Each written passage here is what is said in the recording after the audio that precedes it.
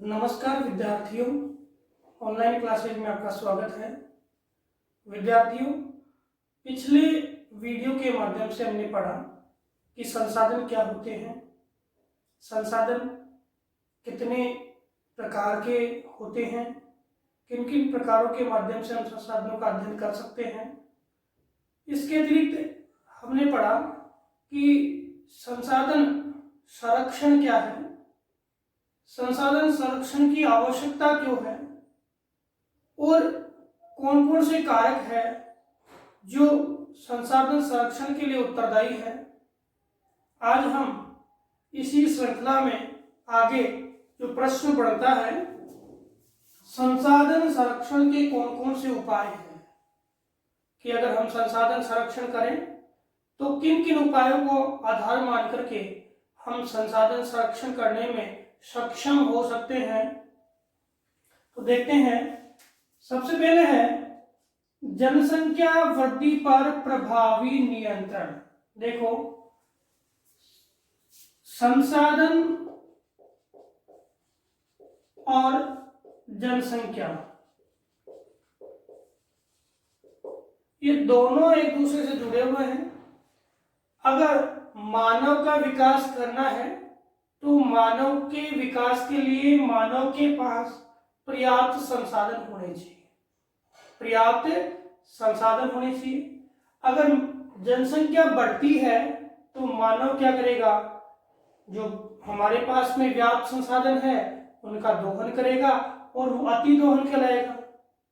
इस स्थिति में जो संसाधन है वो धीरे धीरे क्या हो जाएंगे, समाप्त हो जाएंगे।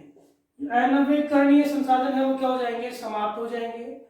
इस स्थिति में हम क्या करें, सबसे मेन बात, ऐसी स्थिति में हम क्या करें तो हमें सबसे पहले किस पे ध्यान देना है, जनसंख्या पे। जनसंख्या वृद्धि हो रही है उस पे हमें नियंत्रण करना है, जनसंख्या वृद्धि पे प्रभावी नियंत्रण करना है और जनसंख्या वृद्धि पे नियंत्रण करके संसाधन और जनसंख्या में जो सामंजस्य है उसको स्थापित करना है।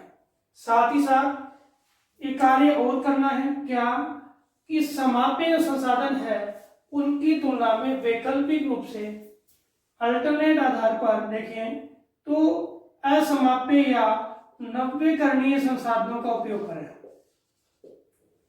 हो सके तो अल्टरनेट रूप से, वैकल्पिक रूप से नवीकरणीय संसाधनों का उपयोग करें, जिससे संसाधन बने रहेंगे और मानव विकास भी कर लेगा। लेकिन फिर भी इसमें किस पे नियंत्रण करना है, जनसंख्या पे नियंत्रण करना है, क्योंकि प्रसिद्ध विद्वान थॉमस मोल्थस ने कहा था,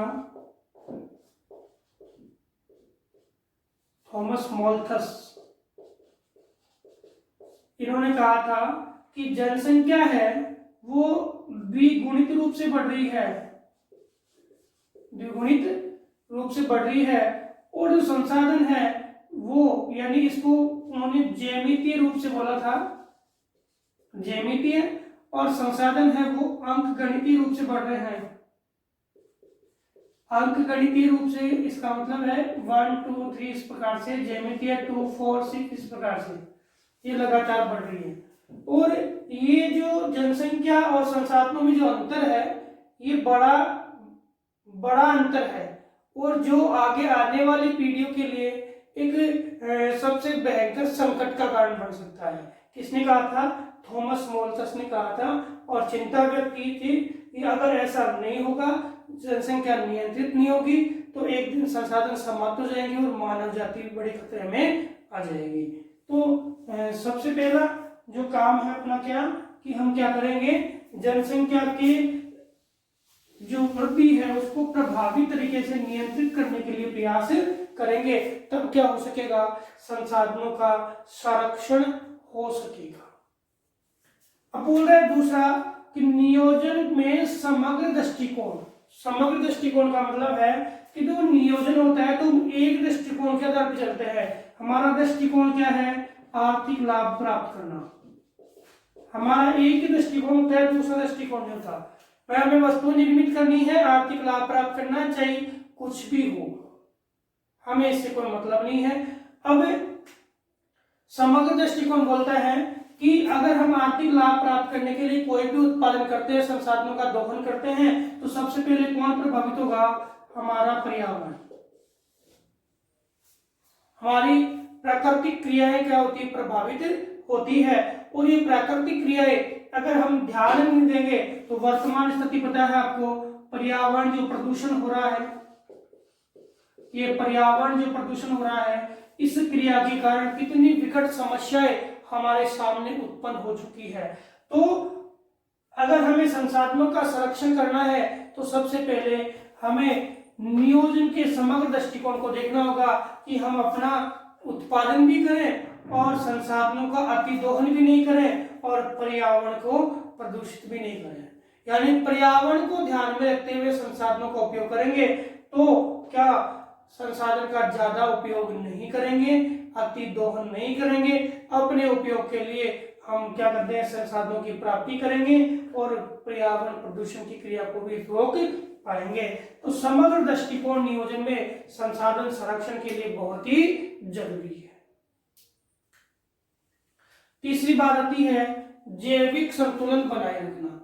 अब जैविक संतुलन क्या है कि जो जीव है, अब इन जीवों, हमारे जो क्षेत्र है उनमें जीवों के लिए देखो, आपके जल है, मृदा है, आपके खनिज है और पर्यावरणीय जो गैसेज है, इसके अलावा ये सारी अजैविक तत्व है, ये गैसेज है, सारे अजैविक तत्व है, वो क्या करते हैं? वनस्पति, जीव, यहां तक कि मानव इनका निर्माण करते हैं।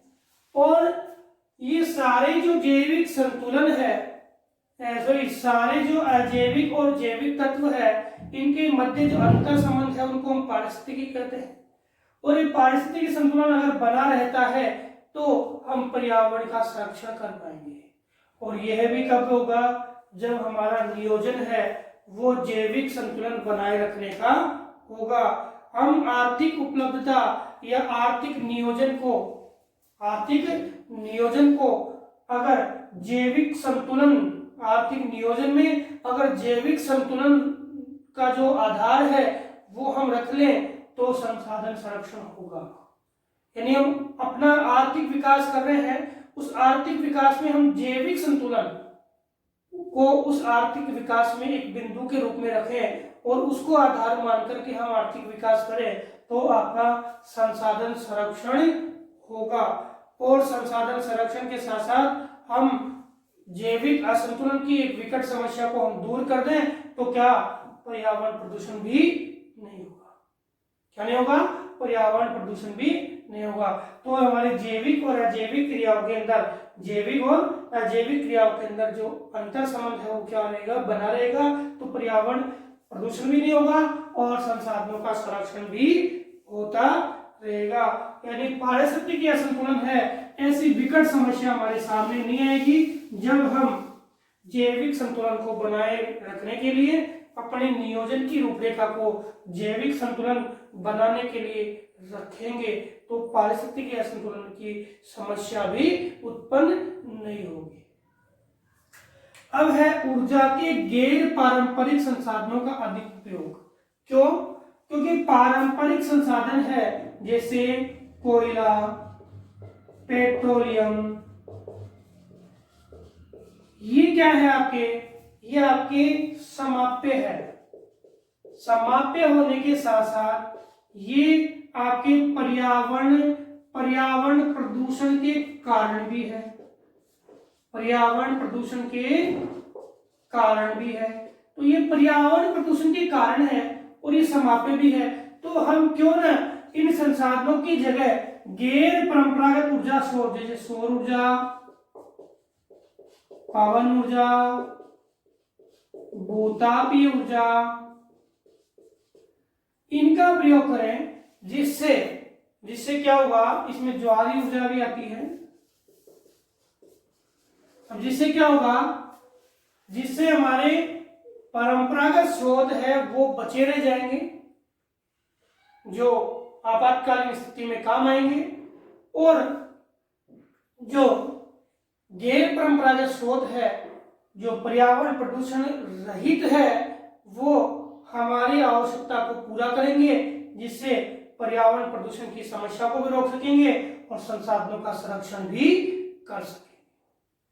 इसके अलावा वैकल्पिक संसाधनों की खोज, वैकल्पिक संसाधनों के बारे में है कि कुछ संसाधन ऐसे हैं जो क्या है, समाप्य है, लेकिन उनकी मात्रा भी कम है, उनकी मात्रा भी कम है, तो हम वहां पर वैकल्पिक संसाधनों की खोज करेंगे, उपयोग करेंगे। जैसे मैंने आपको उदाहरण पहले बताया है, तांबा है, तांबे की जगह हम किसका उपयोग करेंगे, एल्यूमिनियम का उपयोग करेंगे, इसका एल्यूमिनियम का उपयोग करेंगे। तो एल्यूमिनियम की मात्रा हमारे पास ज्यादा है, तांबा कम है, तो हम इस प्रकार से संसाधनों को बचा सकते हैं।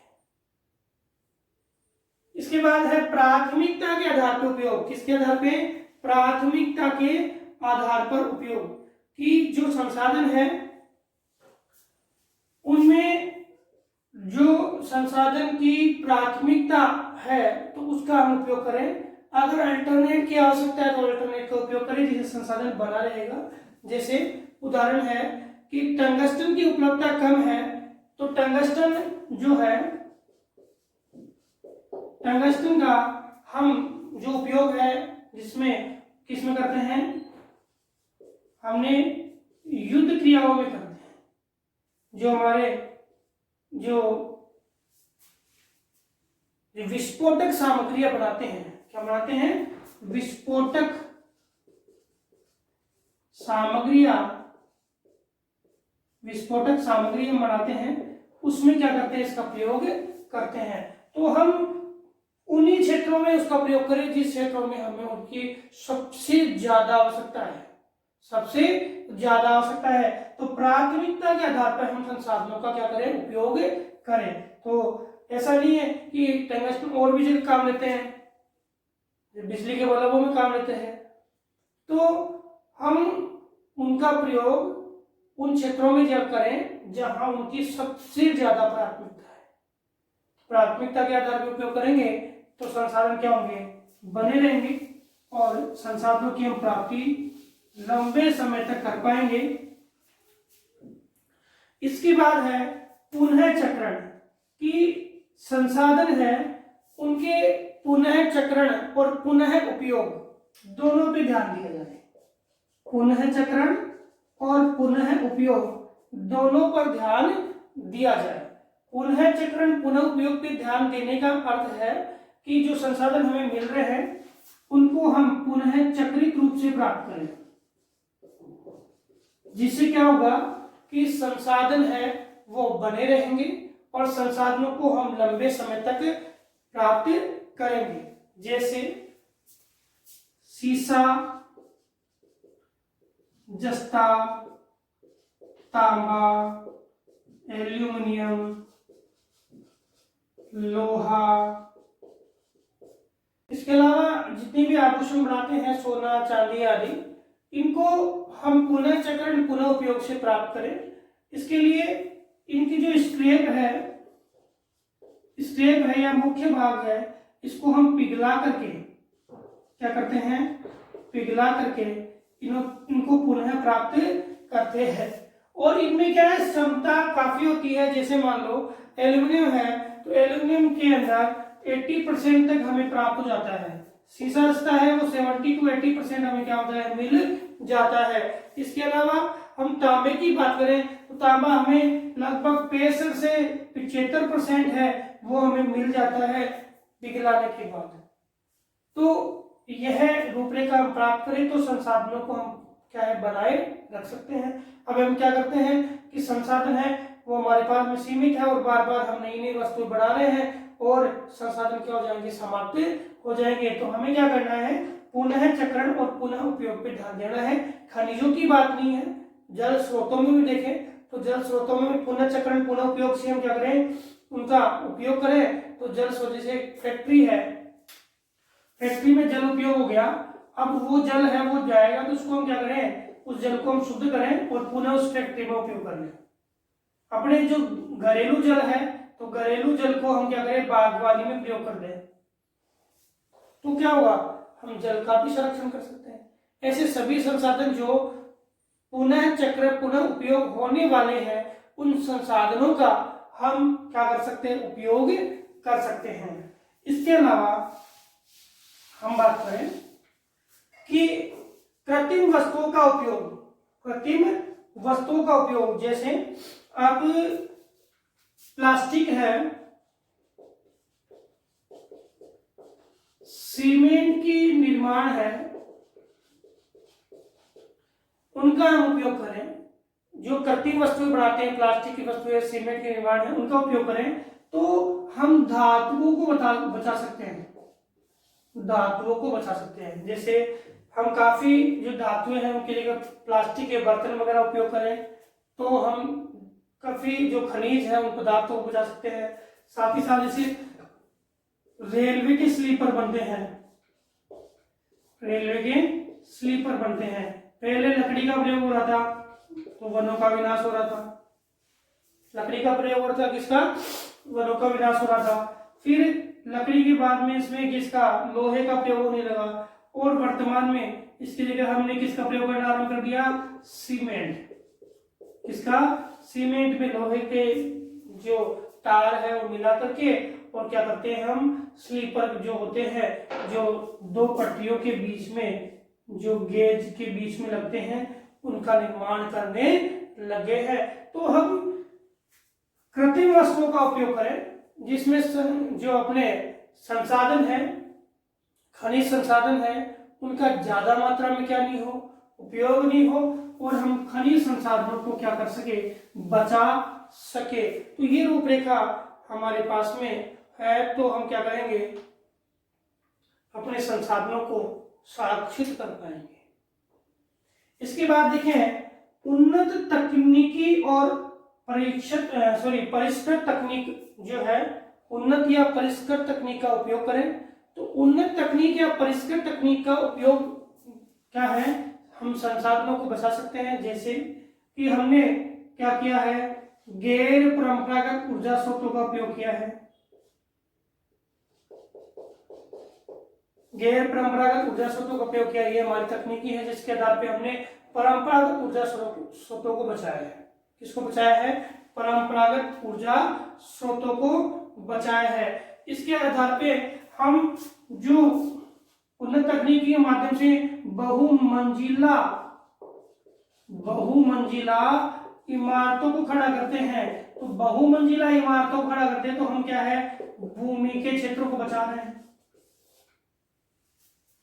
ठीक है। अब जल के पुनः चक्रण पुनः उपयोग, पुनः चक्रण पुनः उपयोग के माध्यम से जल को बचा रहे हैं। और खनिज है, उन खनिजों के भी पुनः चक्रण के माध्यम से हम खनिजों को भी बचा रहे हैं। तो अपने पास में बेस्ट टेक्नोलॉजी है, उन्नत टेक्नोलॉजी है और आपकी परिष्कृत टेक्नोलॉजी है। अब देखते हैं संसाधनों का बहुउद्देशीय उपयोग क्या है। बहुउद्देशीय उपयोग है कि हमारे संसाधन है हमारे पास में, उनको हम कितने माध्यम से उन संसाधनों का उपयोग कर पाते हैं। जैसे कोई खनिज संसाधन है, उसको हम अल्टरनेट के रूप में कई क्षेत्रों में क्या करते हैं, उपयोग करते हैं। कई क्षेत्रों में क्या करते हैं, उपयोग करते हैं। जैसे आपके जल है, अब जल को संरक्षित करने के लिए हमने क्या किया, बांध बढ़ा दिए। अब ये बांध है वो बहुउद्देशीय आधार पे बने। किसके आधार पे बने, बहुउद्देशीय आधार पे बने। और इन बांधों का हम कृषि कार्यों में, पेयजल में, कृषि कार्यों में, पेयजल में और बिजली उत्पादन में क्या करते हैं, प्रयोग करते हैं।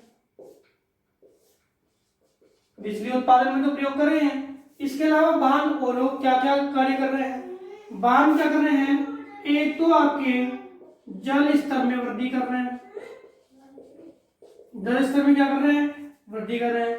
दूसरा, मृदा जो अपरदन है उसको रोक रहे हैं। बांधों से वनों का क्या हो रहा है, विकास हो रहा है। बांधों से क्या है, वन विकसित हो रहा है, क्योंकि जल स्तर वृद्धि हो रहा है तो आसपास क्षेत्रों में क्या है, वन बढ़ रहे हैं। ठीक है, पारिस्थितिकी संतुलन है, पारिस्थितिकी संतुलन है वो क्या है, बढ़ रहा है। एक बांध बना है उससे, और बाढ़ क्या हो रही है, नियंत्रित हो रही है, बाढ़ नियंत्रित हो रही है। ठीक है, ये कई सारे जो लाभ है वो उनसे मिल रहे हैं। तो हमने जल संरक्षण की बात की और उसके लिए क्या बनाया, बांध। उस बांध से कई प्रकार के लाभ हमें मिले। मछली पालन भी हम कर सकते हैं, मछली पालन भी हम कर सकते हैं, तो काफी सारे लाभ है वो हमें मिले। तो संसाधन जो है जल है और जल को हमने संरक्षित किया बहुउद्देशीय रूप से, तो हमने कई प्रकार के लाभ प्राप्त किए।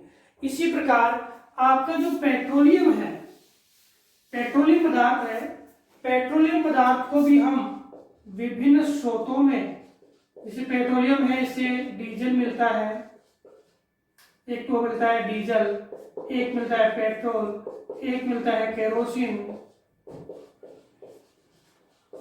केरोसिन मिलता है, कोलतार मिलता है, प्राकृतिक गैस मिलती है, भंडारे और अलग अलग क्षेत्र, अलग अलग क्षेत्र से अलग अलग हमें पदार्थ मिल रहे हैं। तो सभी पदार्थों का हम अलग अलग भागों में उपयोग करें तो विभिन्न क्षेत्रों में एक पदार्थ क्या होगा, काम आएगा। तो इस प्रकार से जो खनिज है उन खनिजों का हम, या हमारे पास में जो रिसोर्सेज है उन रिसोर्सेज का हम अगर बहुउद्देशीय आधार पर उपयोग करें तो रिसोर्सेज को हम काफी मात्रा तक लोगों तक पहुंचा सकते हैं और उनके माध्यम से लोगों का विकास भी कर सकते हैं। साथ ही साथ इन रिसोर्सेज का हम संरक्षण भी कर सकते हैं। क्या कर सकते हैं, संरक्षण भी कर सकते हैं। तो विद्यार्थियों, आज हमने इन वीडियोस के माध्यम से संसाधन क्या होता है, संसाधन संरक्षण क्या होता है, संसाधन कितने प्रकार के होते हैं, संसाधन संरक्षण की क्या आवश्यकता है, संसाधन संरक्षण किन कारणों से करें, कौन से कारण है कि हम संसाधन संरक्षण करें, और संसाधन संरक्षण के क्या क्या उपाय होते हैं या क्या क्या उपाय हम संसाधन संरक्षण के कर सकते हैं, उनका अध्ययन किया। अगले वीडियो के माध्यम से हम अगले बिंदु को पढ़ेंगे। धन्यवाद।